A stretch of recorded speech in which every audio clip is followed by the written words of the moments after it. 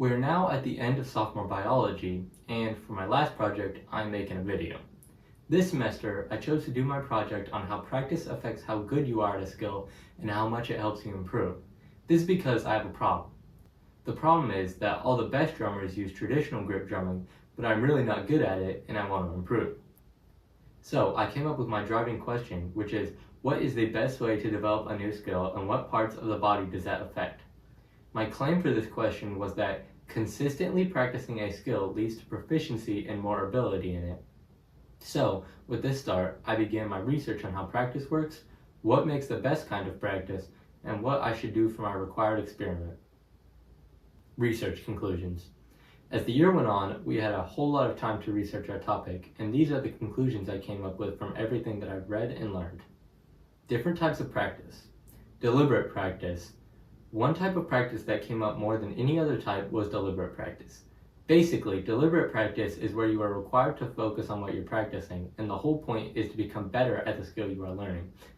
For example, if you're practicing basketball and you want to improve your jumper, deliberate practice will be focusing on how to make your jumper better. For our purposes, let's say wrist flick, and then practice that wrist flick to improve your shot accuracy.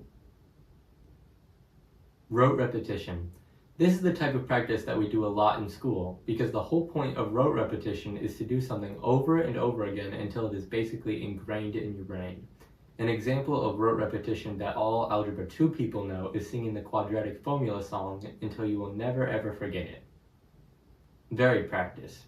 This last type of practice is basically where you take the skill you want to learn, and when you practice it, you break the practice up into cycles where you can apply the skill in different situations, and you have less repetition overall. For example, if you're learning how to play soccer, varied practice could be where you practice your long-range kicks for a while, then switch to dribbling, and then switch to goal kicks. And this could keep going, but you get the point. My experiment. So, since we had to do an experiment this time around, I wanted to do an experiment centered around my problem, not being able to drum with a traditional grip. With this in mind, I designed my experiment to use practicing a specific piece of music to help me learn traditional grip. I worked with Mr. Nicholas to help me choose a snare solo piece, and I came up with an experiment design where I practiced for half an hour very consistently using the deliberate practice method and have Mr. Nick rating my progress every Friday. Why I chose deliberate practice.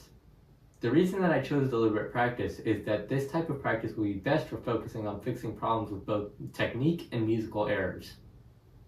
Experiment conclusions. When I started my experiment, I had to watch videos to learn how to do the grip right, and let's just say the first couple of days were slow. I couldn't figure out how to get the same rebound as I could with match grip. So when I went in for the first performance, I stumbled through the piece quite a bit and was surprised I even got a 3.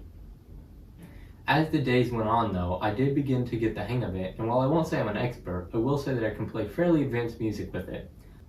Also, as time went on, I did my next 2 performances, and my ratings drastically increased on them. Here's the graph of my performance ratings. My method of using deliberate practice is honestly what I really feel helped me. Usually what I would do is play the song until I got to a point where I was stuck, and then I would focus on the part for practice that day. I think that using this practice really helped get the technique hammered down for me, and I think that deliberate practice was really the best choice. Here's me playing the piece using the traditional technique.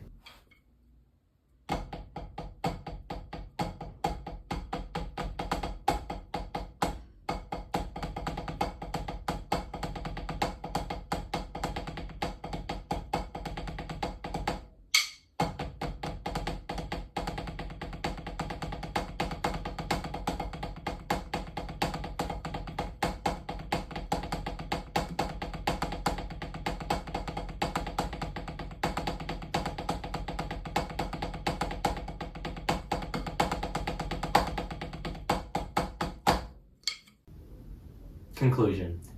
Overall, I think that this semester I picked a really fun topic. I was glad not only to learn about how to practice, which is going to be very useful in life, but also how to drum with the traditional grip, which is important if I want to be a great drummer. In the end, I really learned that no matter how hard a task seems, the one way to get better at it is to practice.